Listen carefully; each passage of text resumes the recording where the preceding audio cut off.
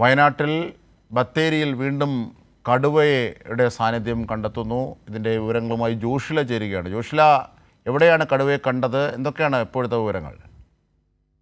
ഇന്നലെ രാത്രിയാണ് കടുവയെ കണ്ടത്. കഴിഞ്ഞ ദിവസം രാത്രിയിൽ ഇതുവഴി സഞ്ചരിച്ചവരാണ് റോഡിലൂടെ നടന്നു പോകുന്ന കടുവയുടെ ദൃശ്യം പകർത്തിയത്. സുൽത്താൻ ബത്തേരി പാട്ടവയൽ റോഡിലാണ് കടുവയെ കണ്ടത്. നൂൽപ്പുഴയ്ക്കും മുണ്ടക്കൊല്ലിക്കും ഇടയിലുള്ള ആനപ്പാലത്തിന് സമീപമാണ് കടുവയെ കണ്ടത്. സാധാരണയായി ഈ വഴിയിൽ കടുവയെ കാണാറുണ്ട് എന്നുള്ളതാണ് അനുഭവസ്ഥർ പറയുന്നത്.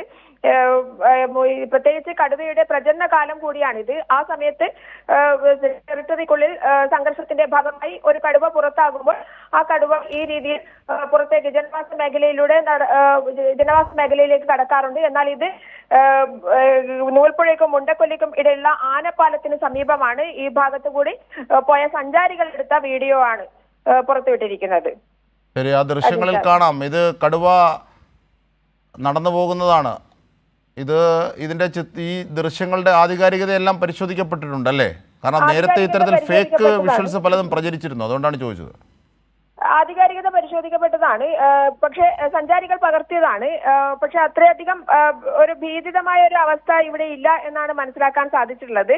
സാധാരണ രീതിയിൽ ഈ ഭാഗങ്ങളിൽ കടുവകൾ ഇറങ്ങാറുണ്ട് ഈ സീസണിൽ എന്നാണ് പലരും പങ്കുവച്ചിട്ടുള്ളത്. അത് മാത്രമല്ല, അതിന്റെ ശരീര സ്വഭാവത്തിൽ ഒരു ആക്രമണ സ്വഭാവം കാണുന്നില്ല അല്ലേ? തീർച്ചയായും ആക്രമണ സ്വഭാവം ഇത് കാണിക്കുന്നില്ല. ആ നടന്നു പോകുന്ന, അതായത് നേരത്തെ തന്നെ നമുക്കറിയാം, നേരത്തെ പുളിക്കവയലിൽ ഇറങ്ങിയ കടുവയും അതിന്റെ ഒരു സഞ്ചാര പഥത്തിലൂടെയായിരുന്നു അത് പോയിരുന്നത്. അതായത് തിരിച്ച് കാട്ടിലേക്ക് പോകുന്ന ഒരു സ്ഥിതിയിലാണ് വനംവകുപ്പ് ജനങ്ങളുടെ ആശങ്ക മാനിച്ചുകൊണ്ട് വനംവകുപ്പ് അതിനെ പിടികൂടാനുള്ള ശ്രമം നടത്തിയത്.